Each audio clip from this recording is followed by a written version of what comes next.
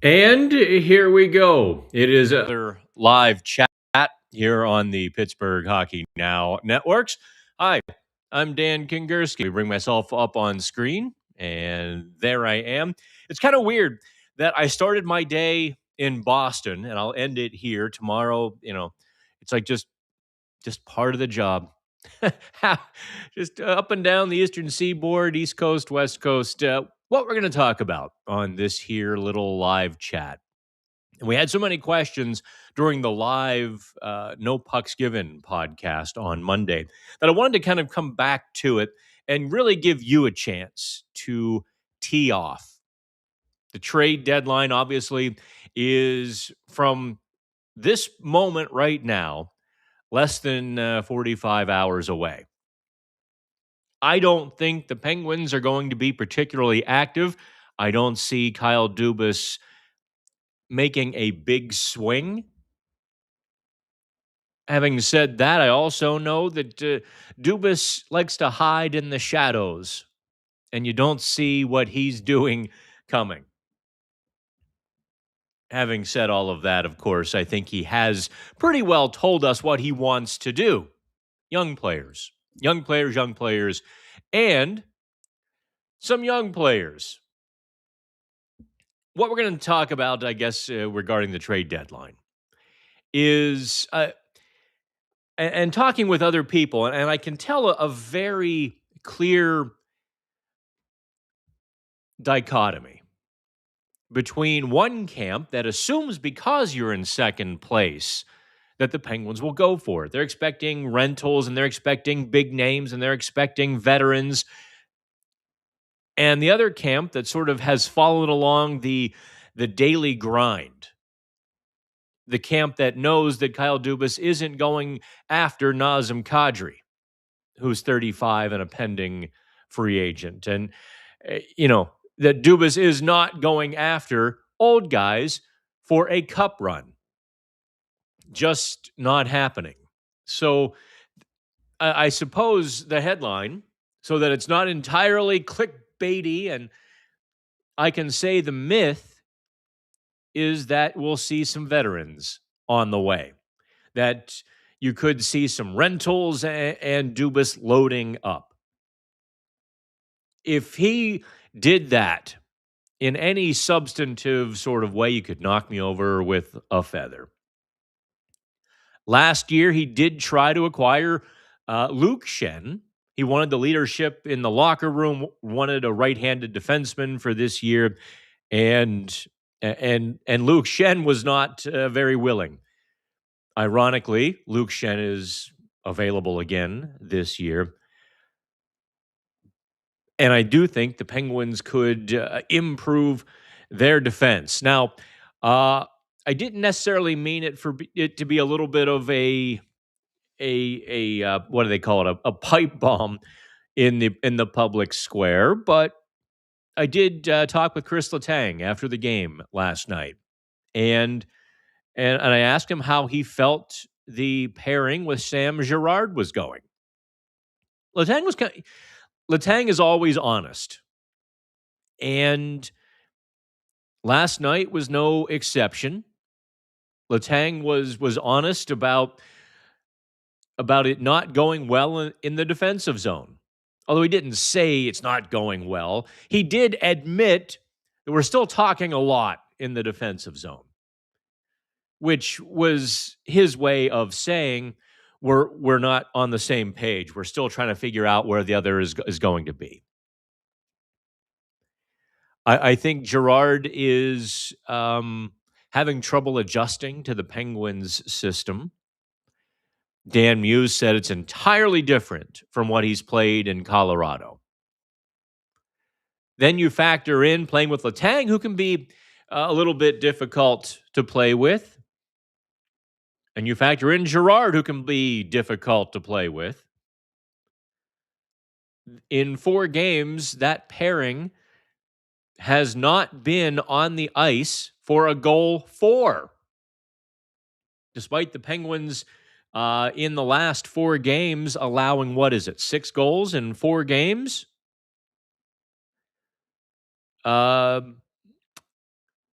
That pairing has an expected goals for just above 50%, but their shot attempts. No, I'm sorry. Their expected goals for is only 45%, despite the Penguins' uh, large advantage over the last 4 games. So there is a big disconnect with that pairing and the rest of the team, that pairing internally.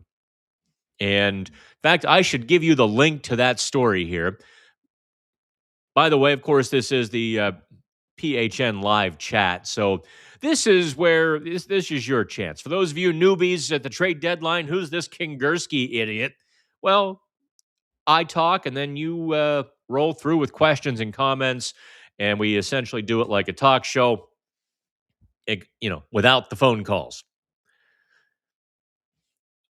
There is the article I just posted there in the comments.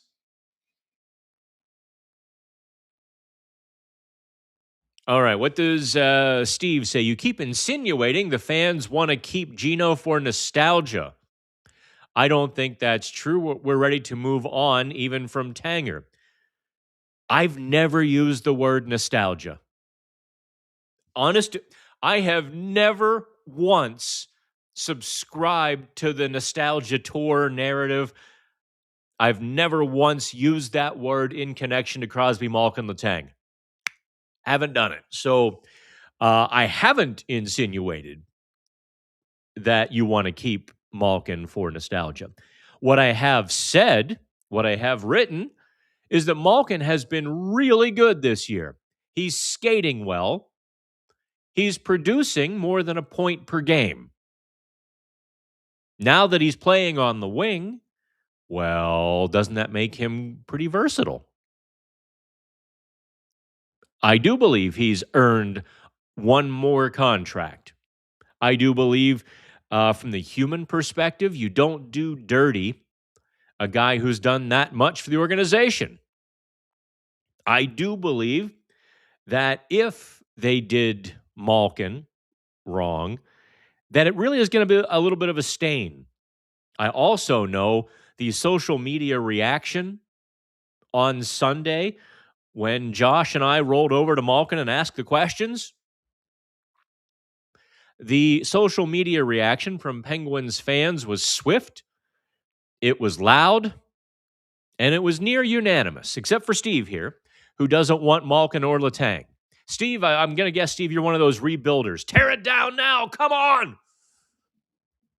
Which isn't happening either. Let's go to SS412. Would Shane Wright be a player the Pens would be interested in, or would the cost be too much? Well, I think it's yes on both. Just because the cost is high doesn't mean the Penguins wouldn't be interested. And I do think that's right in Dubas's wheelhouse. I don't know that Seattle can really ask for a premium for Shane Wright. I haven't looked at his stats in a little while. Let me just quickly pull those up here, because it has been sort of he's got 23 points in 60 games. He's 22. And Seattle is not overly talented. So he's getting opportunity. In 155 career games, he's got 74 points, 35 goals. Seattle might very well realize that, yeah, they might be a playoff team. But if they can get better or a prospect from the Penguins to replenish a little bit, not out of the question. I don't think, listen, I don't know the price on Shane Wright. I wish I did, I'd tell you. I don't, if he is expensive, you say no. If it's affordable, right in Dubas's wheelhouse. Hey, Dan, when this team is healthy, how can Dubas make it better? Maybe a D-man, but the team is decently deep, says Big Joe, and the chemistry is so good, I'd stand pat. I don't know. I do think they could improve with some scoring in the middle six. I think you could improve with a winger in that regard. Also, knowing that Anthony Mantha is a pending free agent, I think you could stand to fortify yourself longer term in that regard. Just one. Um, I don't know that Justin Brazeau is going to be a good playoff performer. I certainly haven't seen a lot recently coming out of the Olympic break from Brazeau. Yeah, he scored against Vegas. Um, I think his big frame sort of gives way to his hands, and when the games get tighter and tougher, he gets less of a chance to use his hands, which seems to mitigate his game. Last year down the stretch, the Minnesota Wild acquired him. By the way, Minnesota, part of the package they sent to Boston for Justin Brazeau was what was his first name? Boston's first line winger last night. Huznadinov was part of that deal. I'd say Boston did pretty well. Huznadinov had a game last night. But yes, I'm looking for a middle six winger at the trade deadline. Here, I'm going to be honest with you. Kyle Dubas and I probably very much disagree on the blue line. I am not sold on banking on Sam-Girard this year. I think he's under contract for next year, so I think you definitely keep him. I'm not saying trade him or anything that insane. Maybe a left side D-man could help. I think Jack St. Ivany will be back in plenty of time to get ready for the playoffs.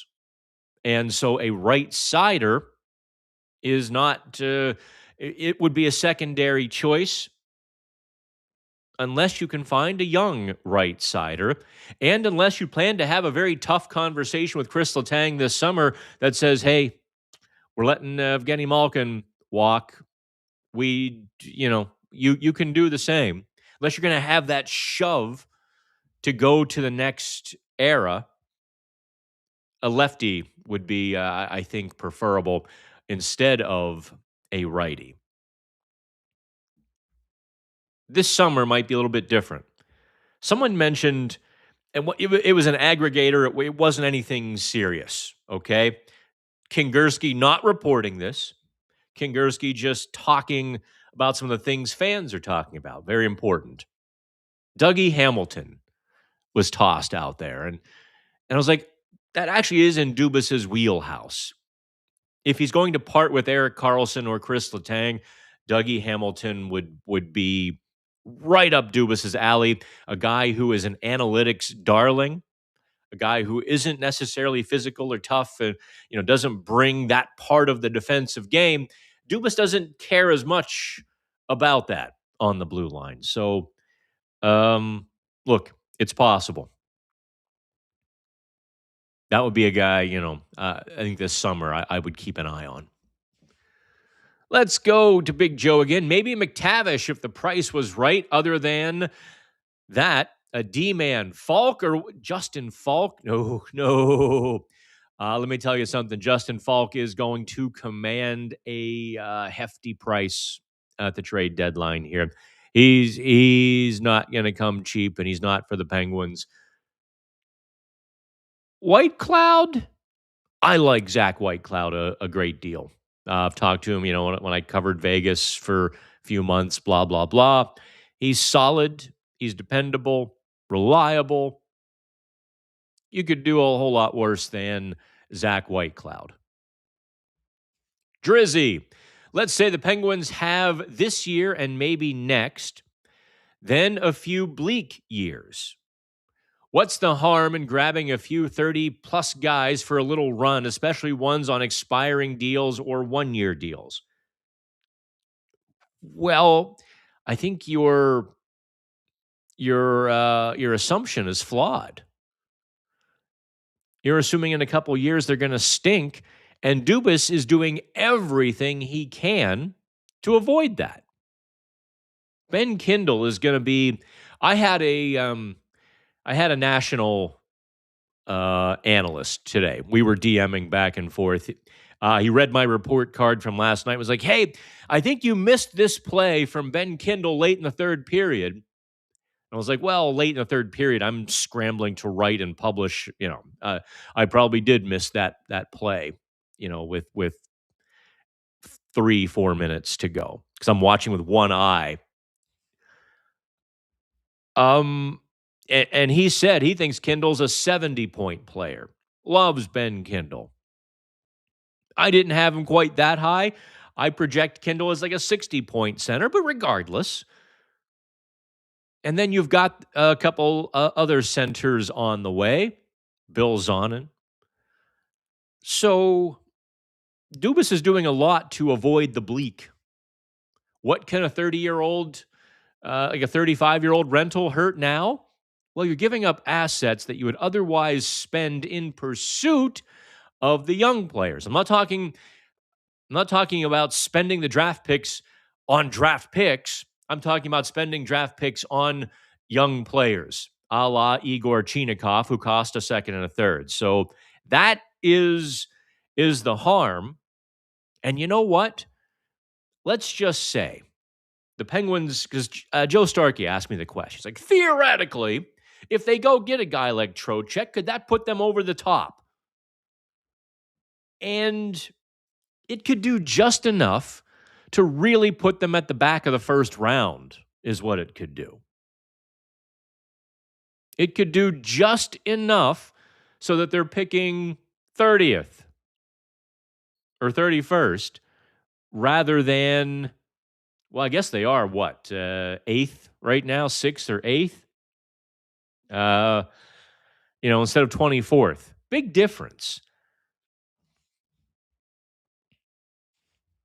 Corby, little worried about the recent moves this week, wondering if Dubas will take advantage of the market for some of our players. If McCarron can get a second, that was a heavy-duty trade or a heavy-duty price Minnesota paid for Michael McCarron. Good gosh.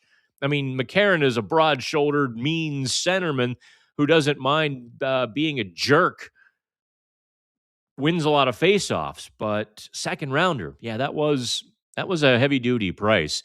Imagine what Mantha can fetch. Very intrigued. So is Dubas. I think by trading Brett Kulak, Dubas told you what he's doing. He is going to make the future of the team better, and he's not worried about 2026 as he's worried about the big picture, which is rebuilding a contender. All right? Not just rebuilding a contender in 2026, but rebuilding a team that contends for a decade. That's what Dubas is doing. See here. This is Liam. Hey, Dan. Who do you think Girard would work better with on the lineup? Yeah, that's tough. I don't know. Would he work better with Clifton? Maybe a little bit better. The problem is Ryan Shea and Chris Letang were not very great for Chris Letang. So it really is. It's a rough matchup right now. It very much is. And I wrote this when they made the trade, and unfortunately, 4 games in, it's not getting better. I wrote that I didn't think Girard and Letang would be any sort of pairing the Penguins could hang their hat on. Their games are a little bit homogenous, and Girard is not a guy who does things that Letang doesn't do. So, I wonder where that pairing is going. It doesn't seem to be going anywhere good in the immediate. Logan says, what do I think of the Periaco trade? I think it's great for both teams. St. Louis gets exactly what they want. They got Radim Murda, first round pick. I mean, that's a steep price, but it's not so overwhelming. Buffalo gets what they want. Man, that's a number one D man right there. Parayko is whew. So I wonder if Buffalo is going to make Owen Power available after getting Parayko. In fact, let me take a look at Buffalo's lines here because I actually hadn't thought to do that until just now. Let's see what Daily Faceoff says. In fact, here, you and I can look at this together. Let's see what Daily Faceoff says. You can tell I was watch shopping again, can't you? All right, Darlene Power. Oh, they don't have Parayko on there yet. All right. Obviously, yeah. Anywho,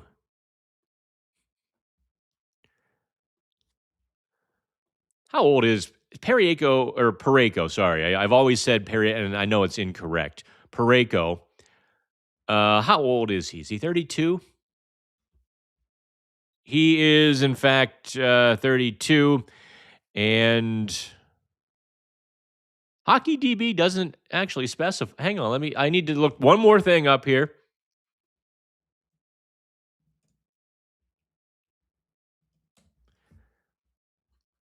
I need to confirm something. Okay, yeah, he is a righty. I thought so. But then I got nervous. I always doubt myself just a little bit, right? So maybe Owen Power. Maybe the Penguins are fishing around like, yeah, That would be something that sets them up for a long time. Steve's going to come back at me here. Do Gino wrong? Come on, let's put up Steve's comment here. They should, what's best for the logo, not the player. Well, what's best for the logo? You're telling me that you wouldn't want a point per game center winger for peanuts, because that's what he'll play for next year. You're telling me you don't want that. You're telling me, Steve, that you don't want a player next year who is so ingrained in the fabric of the organization that his number will be retired. You're telling me that you don't want a player so ingrained in the fabric of the organization that his number will be retired, his face will be in the ring of honor, that he will be talked about for another generation. He will be in the Hockey Hall of Fame, and he's skating so well that there is a presumption the next season he would at least be good. You don't want that player. See, you guys always try to get me. How are you, Mr. Grumpy? I'm not real happy, yeah. It's been a long day. Does it seem like teams don't value picks as much as in the past? First hitting at what percentage? Seconds are hitting at 15, and teams seem to be preparing for what appears to be a bleak free agent crop. Math is changing the game. It's changing the calculus by which general managers operate. No question about that. First round picks maybe become a little bit less valuable. And prospects where GM sees some talent that maybe the other GM doesn't see. Chinikov. That's kind of the way to go. It's much better to buy a slightly used player where you get a good look at what he is, rather than a blind draft pick. Yeah. Elias Pettersson should be Kyle Dubas' target, maybe Jordan Kyrou. Okay. The latter? Yes. Pettersson has, 7 years remaining on his contract? 6 years after the at $11.75 million. No. Under no circumstances. No. Not touching Elias Pettersson with a 10-foot pole. Because you can't buy him out. You would be paying him until, let me do the math, 2040. No, not at 11.75. Whew. Maybe Chris Letang is the problem.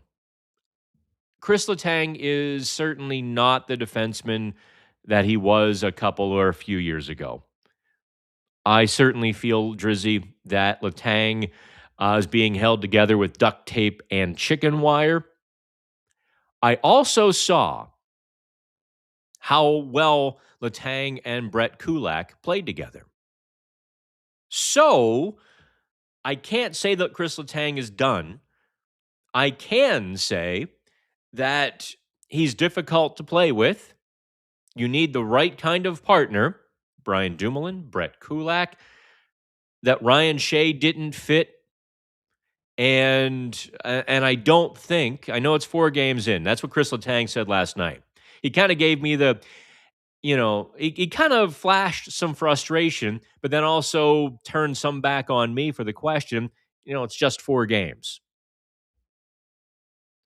I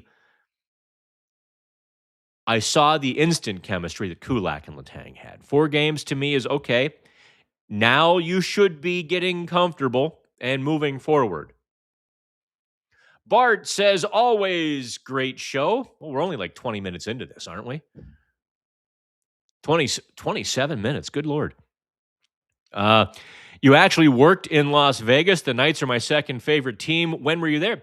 Come on. Oh, you must be new, Bart. What happened was in 2023, we were losing our Vegas Golden Knights beat writer at Vegas Hockey Now. He wanted to come home. He was a young guy. We sent him out there. We gave him a salary and said, okay, you're going to build this. And I liked the kid very, very, very much. He was my intern, and I rolled with him. He was excited. I was excited. By the end of the season, he was kind of miserable. He wanted to go home. He was from Pennsylvania. He's like, I'm out. So I go out there at the end of the regular season, a day or two after the Penguins season ended. The Golden Knights, I figured, okay, I'll be out here for 2 weeks. And I essentially used what we were paying him in salary to get a hotel room. 2 weeks became 4 weeks, became 6 weeks, became 2 months, became 2.5. So from what? I think the second week of April through the end of June, I came back once. And that was to do a final word one time. I don't know why I did that. But I stayed in the Oyo Hotel. They gave me a suite, top floor. I mean, it's a cheap, crappy little hotel, but as a very small casino, which I loved. Not to gamble, but when you take the elevator down, I'm so sick of these big, giant monstrosity casinos out in Las Vegas where it takes you 15 minutes to navigate this corridor, that corridor, go around the blackjack tables, through the slot machines, around the food court, find a side exit, go back around to get where you're going. When I stayed at the Oyo, take the elevator down when it was working. Maybe go have lunch at the little tiny coffee shop they had. And I mean tiny, it was like 6 tables. Sometimes the little Pizza Hut roller was working. Sometimes it wasn't. But I could be out of the casino in 30 steps. Elevator, out on the strip, and get to where I needed to go. Plus, the top floor suites were, not bad. I wouldn't recommend it for a couple. Old carpet and all that. Yeah. So I was in Las Vegas for basically 3 months, covering the Stanley Cup run. That was an experience. That's definitely for sure. That was a big experience. Ozymandias, Girard is too small. I believe big bodies in Colorado insulated him. My belief is if the Pens were able to acquire a top line center with team control, it would serve both masters of the now and the future. I don't know about top line, but yeah, I think you and I, Ozymandias, are thinking kind of similar. Uh, I do think a long term center would do this organization very well. A guy like Shane Wright. Who else was I looking at the other day in terms of, Quentin Byfield, sort of, if you go really expensive, depending on what the Kings want to do. Byfield seems to be settling into that low scoring second line center, high scoring third line center sort of role, at least in LA. I'm trying to find my notes from when I was on with Pompiani and Starkey on Monday, because I kind of had a list of the young centers. But I'm in that ballpark. Not that Tommy Novak should be replaced immediately, but if you can find a young player to do the same thing, I don't know that we're gonna find out how Novak handles a stretch run against top competition when the snot starts flying and the bodies are hitting the floor. We're gonna find out how he and Brazeau handle that. Liam, could you see them trading Skinner? It just wouldn't seem practical because he's been so good since the holiday break. Yes, I could see them trading Stuart Skinner. I don't know that would be my first choice, though. Here's why. I've been asked this a couple of times. While I have been told that the organization believes more in Sheloffs than in Skinner long term, I also think, and I'm surprised this. I would be surprised if this doesn't factor into their thinking. Stuart Skinner would be a much better teammate for Sergei Murashov than would Arturs Sheloffs. The reason I say that is Sheloffs at 24 kind of got shuffled in Vancouver, sort of has a little bit of a bad taste about that. Has a little bit of a chip on his shoulder to prove that he's an NHL goalie. That was Shelov's, that was his goal this season. Hey, I'm an NHL goalie. I'm going to show you. That's exactly what you want. If you bring up Murashov and he usurps Shelov's, where Artur Shelovs becomes a backup, I don't know how he's going to handle that. I do know how Stuart Skinner will handle that much better than his younger counterparts. So, would I be surprised if they trade Skinner? Absolutely not. Pending free agent. Any team that needs a goalie, like Edmonton, I kid, would, could certainly take a run at him. I don't think Dubas would trade him to Carolina unless Carolina paid the division premium.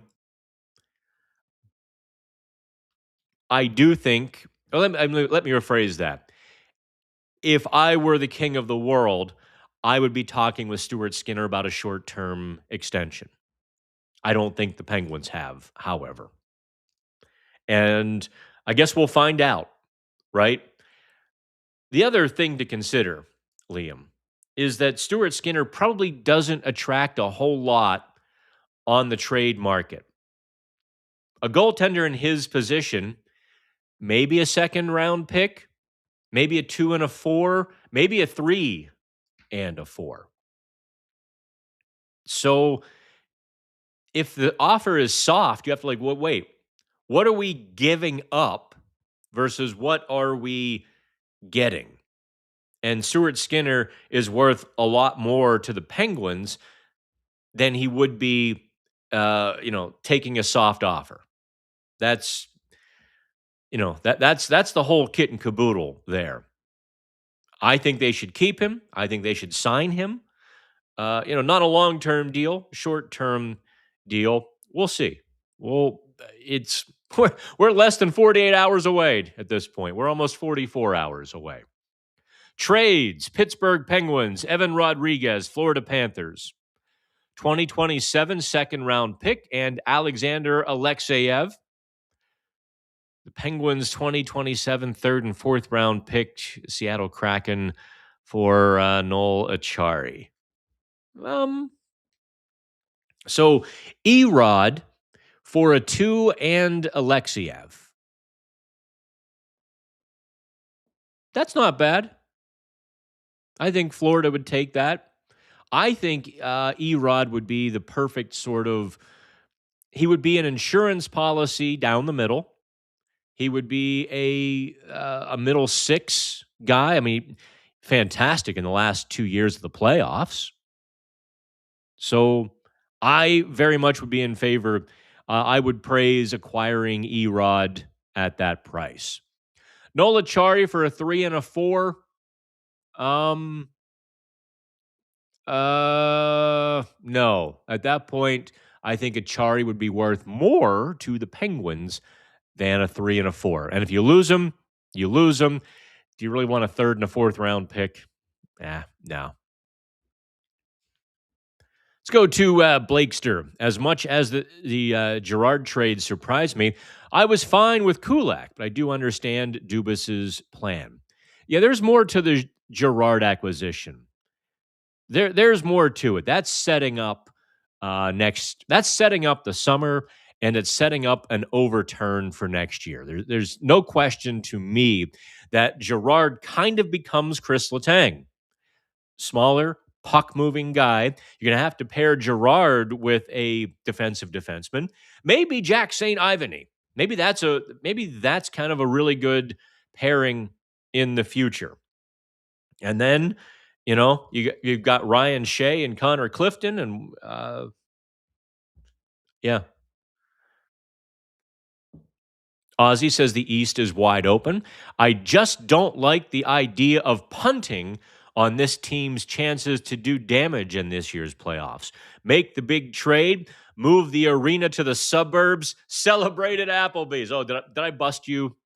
Did I bust you, Ozzy, on Monday, the live podcast? No suburbs. Honest to God, I am not moving back. I spent 15 years as an adult in the suburbs where everybody eats the same 3 restaurants. You bump into your neighbor at this place. And, oh, we're all going grocery shopping. Oh, my God. Bless you people who enjoy that life. I used to pace in my house because I was so GD bored. Nowhere to go, nothing to do. The only thing you can do is go shopping, or you drive to some little strip mall where they've got some cheesy, crappy bar, not even a good hole-in-the-wall bar, but just some strip mall bar, or you're drinking at Applebee's. Couldn't handle it. Hated the suburbs. Not ever going back. Go to Corby. Josh Yohe just said that Dubas spoke with Malkin, said he's an icon and deserves respect, but the future with the Penguins is a private matter. Oh, that's right, the stupid GM show. I have to go. Oh, I missed it. Yeah, we were talking about that this morning. We were all at the airport together, and we knew Dubas was going to talk about this. Dubas and JP Barry will speak at a later date. Well, it's kind of what I wrote this afternoon, wasn't it? If you read between the lines. Essentially, if Dubas is not saying we're going to try to bring Malkin back, he's saying we're going to try to get rid of him. That's just what's going to happen. We'll talk later. No, you're not really going to talk later, are you? That's just be honest. But they don't want, I guess I should probably stop there. That's pretty much what we expected to hear. Yeah, but well, yeah, I have to listen to that stupid GM show.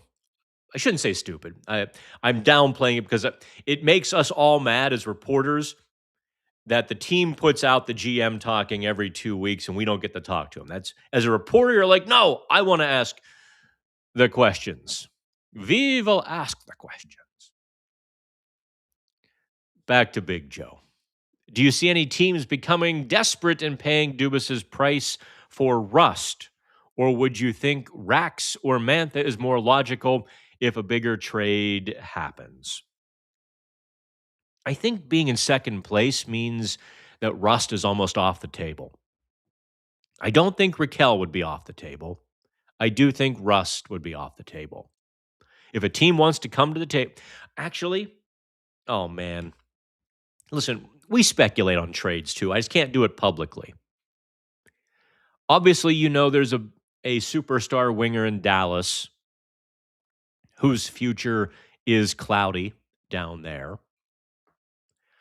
I've thought if indeed the Penguins are interested in Robertson, which I have heard to be the case. I mean, how could you not like Jason Robertson? I mean, seriously. I have thought in order to get that done, the Penguins would have to include Raquel.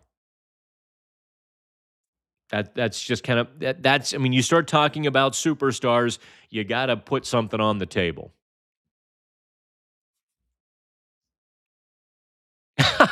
David, what would the Pens need to give up Robertson from Dallas? I think I just answered your question, right? Yeah, at that point you're talking Raquel and would it be Raquel and McGroarty? Would it be Raquel and a first? Yeah, you're in that sort of ballpark. I'm trying to think of. I don't know what Harrison Brunick did to his value this year. I tend to think that a rival GM would be like, sure, we think Brunick will be really good in a few years, but it's a mess right now. We don't need it. So that's kind of where I'm at with Robertson.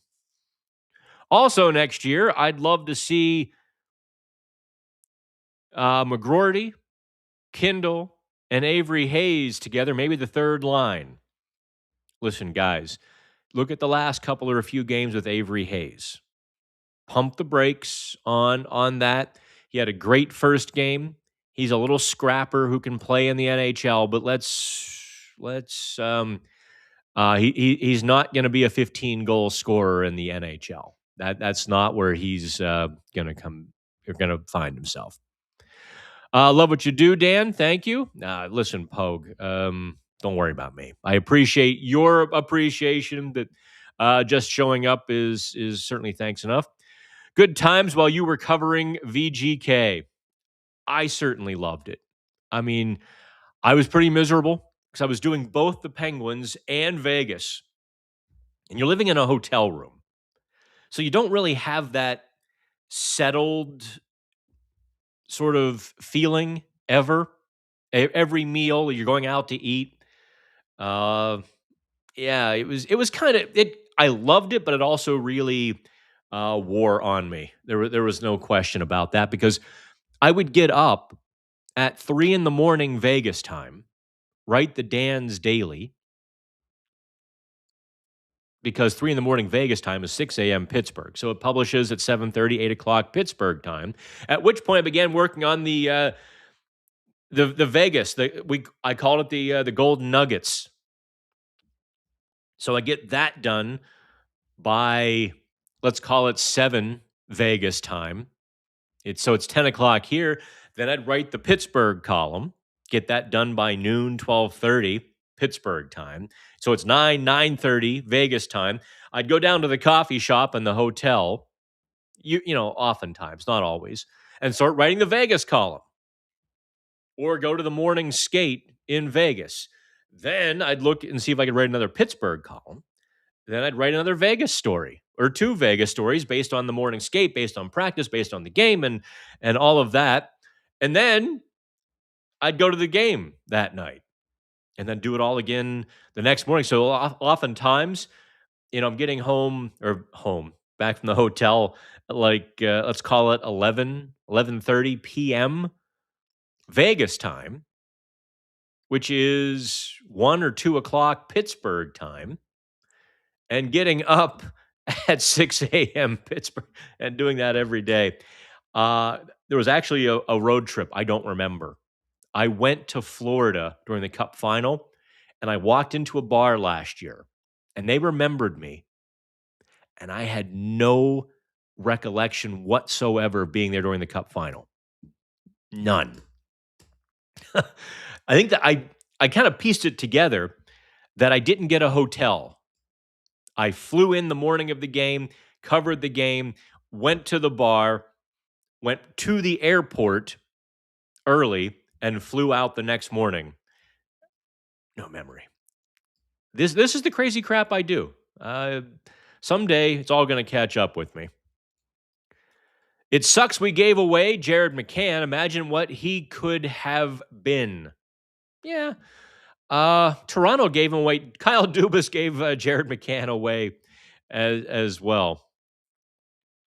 2 trades. First, White Cloud or Ball for Girard or Pickering. Well, why would they trade? Why would Calgary give away White Cloud for Girard? I guess maybe the year. I think Calgary would want more long-term stability. I don't see Calgary pulling the trigger on that, and certainly not giving up Owen Pickering for Zach Whitecloud. That would be an undersell pretty significantly. Second trade: Scott Lawton and Nick Robertson for a second rounder and Koivunen. Well, Michael Hodgson, I'm going to tell you that if the Toronto Maple Leafs were so inclined to make that trade, I believe Dubas would absolutely do it. The problem with that trade is there's absolutely no way in hell that Toronto would make that trade. You have way underbid on Lawton on that one. All right, Drizzy, what is the national consensus on Toronto as an organization? They seem to be throwing in the towel, sort of. McCann, Ekman, Larson. Oh, you actually mean McMahon. Ekman, Larson, and Lawton sitting out for trade reasons. What's the national consensus? Is that expect heads to roll this summer in Toronto, that it's been horribly disappointing. Expect Austin Matthews to catch more than his share of flack and heat. Expect a whole lot of people to be building tracks out of town to run Austin Matthews out. I mean, after all, he's an American who won a gold medal by beating Canada, who's now captaining the largest team in Canada. So I definitely could see a situation where that becomes uncomfortable for both sides up there. National consensus on Toronto is, they're going to sell, and try to flip this around because they still have 3 members of the 4 horsemen. The only person they've lost to this point is Mitch Marner. What are your thoughts about the Penguins trading Skinner? We went over that, right? Yeah. I think it would be a huge risk to rely on Artie and a 21-year-old who has 5 games of NHL experience in a tight playoff race. I think that's all fair. Don't forget, in his limited action this year, Sergei Murashov has a sub-900 save percentage at the NHL level. I think it would be best for him to start anew next year, come in with camp and the preseason, and ease into it with October regular season games rather than March regular season games. That's why I wouldn't be surprised if they traded Skinner, but I don't think it would be the best thing unless they really got something in return. Skinner has 50 games of playoff experience, says Maggie. I just don't think getting yet another second round pick for him is worth it. I agree with that. If Skinner isn't traded, will Murashov see the big club at all this year? Probably not. Really starting to feel like the Sabres are going to be the dark horse to make it out of the East this season. Yeah, they're good. The Buffalo Sabres are good. Goaltending might be their Achilles heel in the playoffs, but they've been getting decent enough goaltending anyway.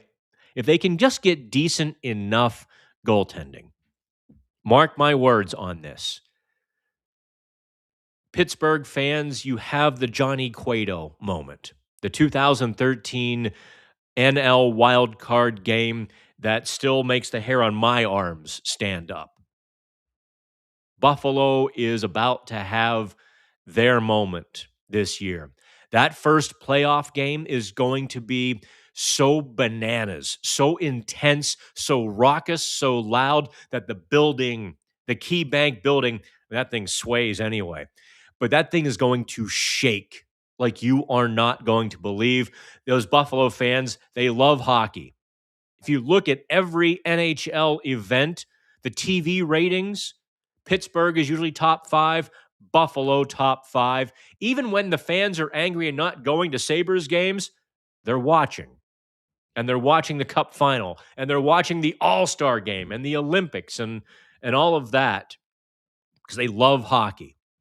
And when the Sabres have a home playoff game, oh, that's going to be something special. So, yes. Who are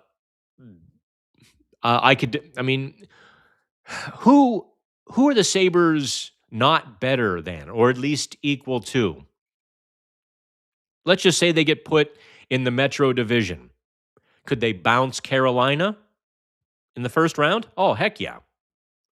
Could they bounce the Atlantic Division teams? Detroit? Oh, they would. I think Buffalo would mop the floor with Detroit in a first round series, if that's kind of where it shook out. So, yeah, I don't think Ottawa is going to make up enough ground to make Buffalo sweat, and I think Buffalo is going to make up enough ground, possibly to get themselves in the top 3, thus avoiding the wild card, which would be good for the Penguins, because I don't think anybody wants to play Buffalo. Let's go to Rich. Kevin Hayes and Ryan Graves should never play another second for the Penguins.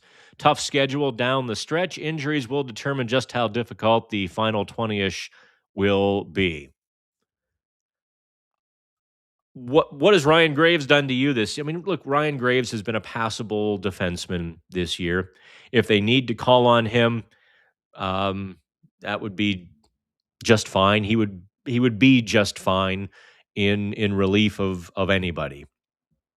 Maybe you don't want to play him with Erik Karlsson, but you can certainly shuffle things around. Kevin Hayes is an interesting one, isn't it? He's played 4 games since mid-December. It really it shows, you know, his he doesn't have his legs, he doesn't have his timing. It's kind of tough, and I'm not going to be like he should never play again, because the situation is such that it's not exactly conducive to success. Uh-oh. Ozzy asks, serious question on arena attendance that speaks to general franchise health. Yeah, this is I've been sounding the alarm on this since I started Pittsburgh hockey now. But let's finish the question. 20 years ago, the team was doing a lot to garner a young crowd, student rush and all of that. Has FSG had the same focus on fan growth? No. FSG has treated fans very much like accountants would. FSG figured out exactly how to maximize the revenue from the fans. And if that means less fans in the building paying a premium, so be it. They're happier. They're just happy. They're fine. They're fine with that sort of arrangement.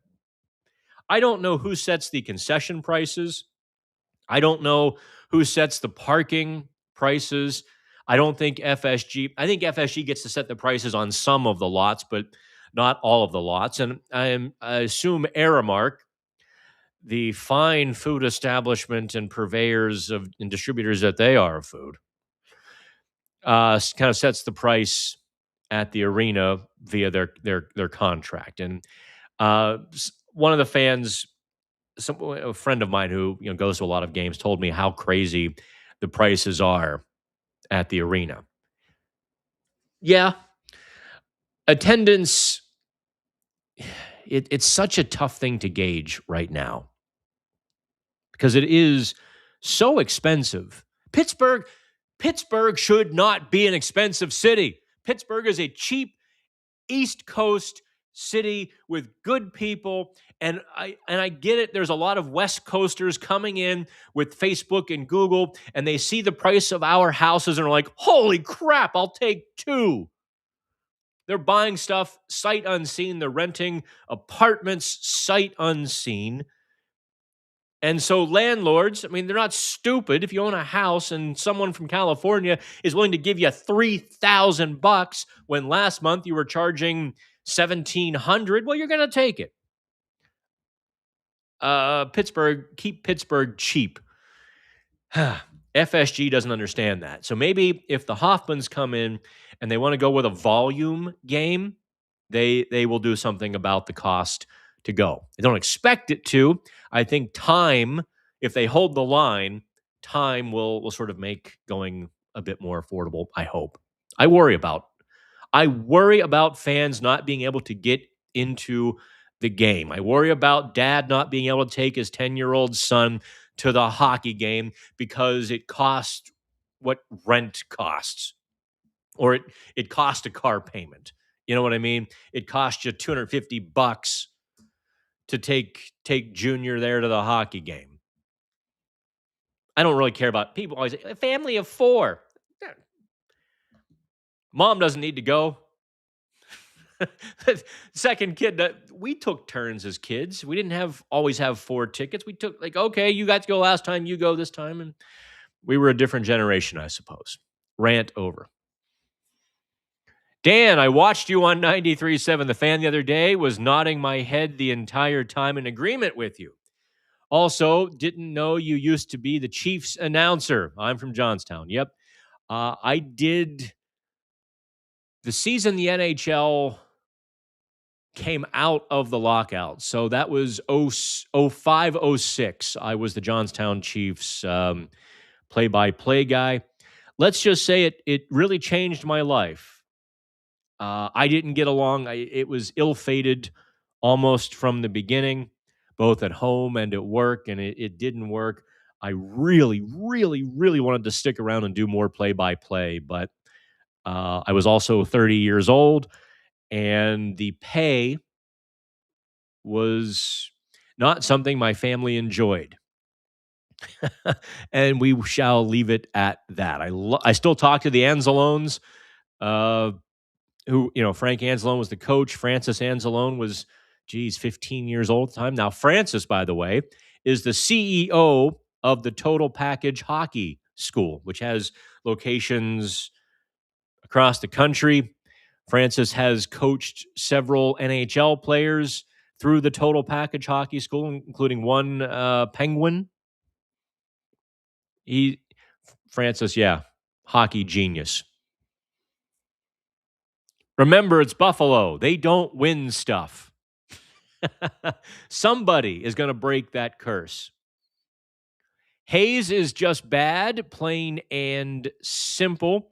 It's just using the eye test. He doesn't fit on this team. I didn't tell you he was good. I just told you maybe why he's bad. You play 4 games in 2+ months, you're not going to look very good. Does Dumba have a part to play, either with the Pens or another team? Does he just not have it anymore? His shoulder injury that debilitating? Drizzy, I don't know. I was surprised that the Penguins haven't recalled Dumba. since then, I mean, he went on a torrid hot streak. Once he got over himself down in Wilkes-Barre, and I fully understand being waived and clearing and how miserable he must have been, how dejected or rejected he must have felt. And I'm sure, and I do think he earned a bit of vitriol towards the Penguins organization for acquiring him with no plans to use him. So I sort of understood that, but by the same token, you can't go down to Wilkes-Barre and pout. Once he sort of got over himself, and the story down there, I don't know if you all know this. I expect most of you have heard this by now, but he was kind of heading towards rock bottom, and there was a 13-year-old girl, a cancer patient, who came to the game and really wanted to meet him, wanted his autograph, and he spent a few moments with her, a few minutes, and was talking to her, said he'd get her a goal, went out, and I think he got 2 that night. And just the impact that she had on him. He went on a run, 12 points in 5 games, really helped him put life in perspective. And she's been to several Wilkes-Barre games since then. See, she's my counterbalance. I go to Wilkes-Barre games, they look terrible. She goes, and Matt Dumba looks great. Ergo, she's very welcome. I am not in Wilkes-Barre. Even some of the players know about the Kingerski curse. I can't explain it. They can't explain it, but they never win when I'm there. I digress. Is Dumba part of the Penguins' plans? I don't think he is on the surface part of their plans, but if, let's just say, Connor Clifton were to suffer an injury where he's out for a couple or a few weeks, you'd almost have to recall him, right? Given how rough Ryan Shea was on the left side, you don't want a third pairing of Graves and Shea or Solovyov and Shea. That was just brutal on Shea. So I would think if something like that happened, then Dumba could see NHL time. I think in the absence of that, no. Teams also tend to hold a grudge too when you get angry. How far could I see this team going in the playoffs? Realistically, maybe it's still too soon. No, it's not too soon, Liam. Here's the deal: can they beat the Islanders in a first-round series? Yeah. Can they beat Carolina? Yeah. We're going to find out more about the Penguins' ability to beat Carolina next week. What day do I go down to Carolina? Is it Monday or Tuesday I fly down? Anyway, yes. I some of the players, when the Penguins sort of thumped Carolina in Pittsburgh back in December, some of the players really seemed to think that Dan Muse was able to diagnose Carolina and give them a game plan that played to their strengths, but also sort of mitigated some of the things that Carolina can do very well. My report card that night was probably the most technical one I've done all season. I really got into it that night. I mean, I was breaking down the second and third layers, how the Penguins were exploiting the gap between the blue line and the red line to create speed, putting Carolina on their heels, negating their forecheck and breakouts. And I was going a little bit, I went overboard that night because I thought it was important. Having said all of that, 2 games in Carolina coming up. I need a haircut. Sorry. Just got one 2 weeks ago, and I need one already. But yes, can the Penguins beat Carolina? Absolutely. Does it make it likely? I don't know, but it's all possible. If they make it to the Eastern Conference Final, I think you call that a wildly successful season. I do think they should beat the Islanders in a first-round series. If they don't win a playoff series, at this point, I would call it a little bit disappointing. So it's sort of a narrow lily pad they're going to try to land on. Losing the second round, fine. Losing the Eastern Conference Final, great. I mean, great season. Losing round one, all right. Oh my God. Okay, let's start at the bottom. Go rapid fire here, so I can wrap this up and get some dinner. By the way, I live 3.5 hours away. You're welcome. I don't get it, Rich, but I'll take your word for it. I'm glad you live far away from me too.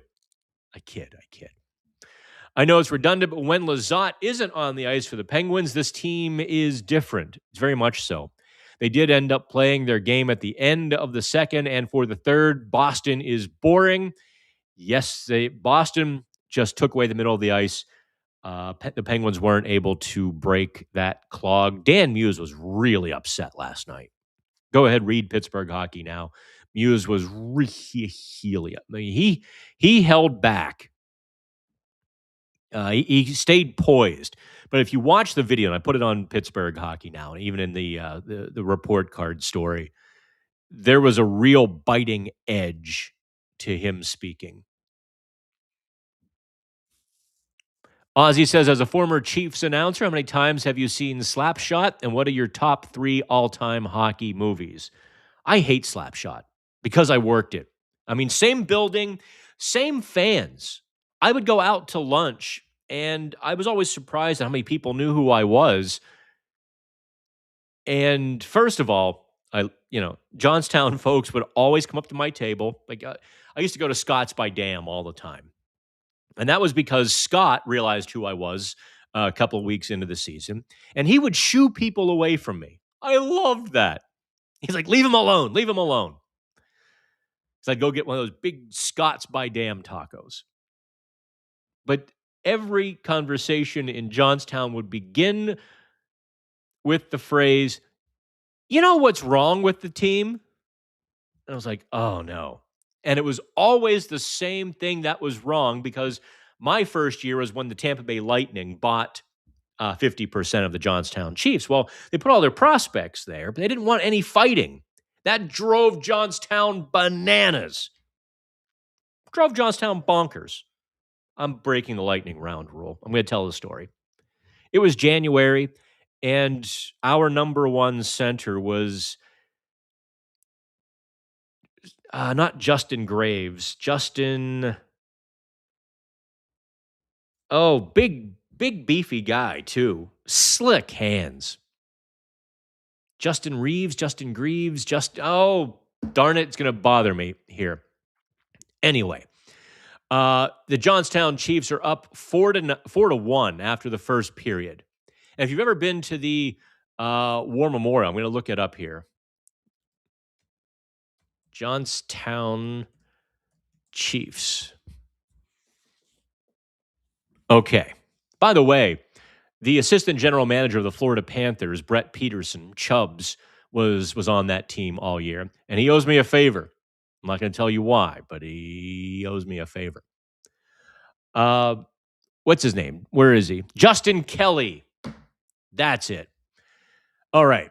So that year he had 71 points in 59 games. Dude could play some hockey. He wasn't fast enough to play at the AHL level, but he was a dominant ECHL center. Chiefs are up 4-1, and I believe it was the Trenton Titans got mad, and they were trying to get chippy and trying to start fights. Well, the Johnstown crowd is going nuts, like, fight, fight, fight. And the Chiefs are like, no, we're up 4-1. This is not when you fight. I kid you not. Fans lined the hallway from the ice to the Chiefs' dressing room.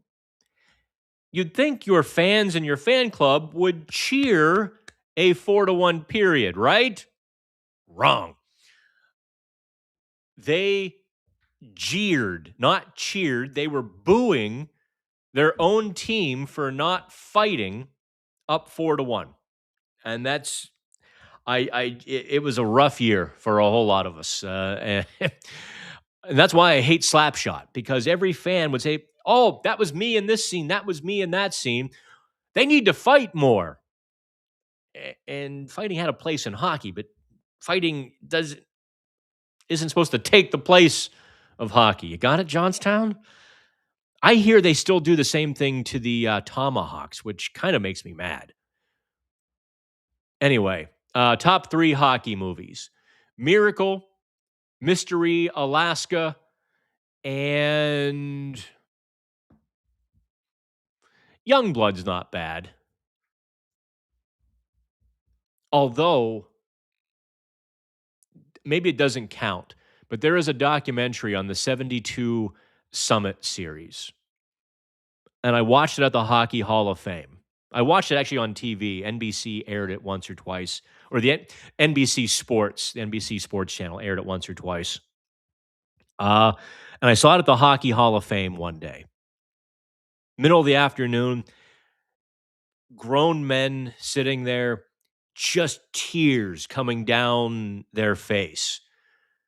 The 72 Summit series was, for Canadians, more important than the 1980 US Olympic team because it was their identity. It was like it was a 9-game series, not a 7, but a 9. And they played over there, they played here, and there was all kinds of cheating and subterfuge, and it was craziness. Because 1972, that's the ugly part of the Cold War. Yeah, and that series was incredible. The Canadian players realized the Russians were bugging their rooms and their phones. They Phil Esposito was like just trying to get a beer, and yeah, wondering what was wrong with the beer. So those would be my 3 favorite hockey movies. Will Tanner Howell see NHL action this season? No. Too soon. I have been to 8 games this year. Only once was it close to full. Most games, thousands of empty seats. Winning will help. Well, they're in second place, but the costs are just too much for so many. Yeah, and it's not that Pittsburgh is poor. It's that FSG has, FSG is charging a premium. All right, how far could you see the team going in the? Oh wait, okay, okay. Here's the last question. I heard FSG doesn't treat season ticket holders well either. I had multiple friends give up theirs because of the price and the way that I can't speak to that. I'm not getting into that. I don't know. Obviously, that's going to change. All right. I just did an hour and 12 minutes here. We did it off the cuff. Appreciate you all. Do me a favor, like, share, subscribe, and send it around. All right, kids. In the meantime, I didn't even show you about, I swear to God, when I'm done with this, you see that is actually a limited edition. It's only a Seiko, so it's not like it's expensive. It is Brian May of Queen designed that watch, and it's actually his Red Special, his guitar. You look at the band; it's got like 6 strings there. I hate the band, but it's like a native. But the more I wear it, the more people notice it, and it's kind of like, oh, it is kind of cool. I've had it sitting in my case for literally 2 years. I've worn it 5 times, but now I'm wearing it more and more. So I wanted to show you my watch. When I'm all done with this hockey stuff, I think I'm going to start a watch channel and just get as many free samples as I can. That's my goal. All right.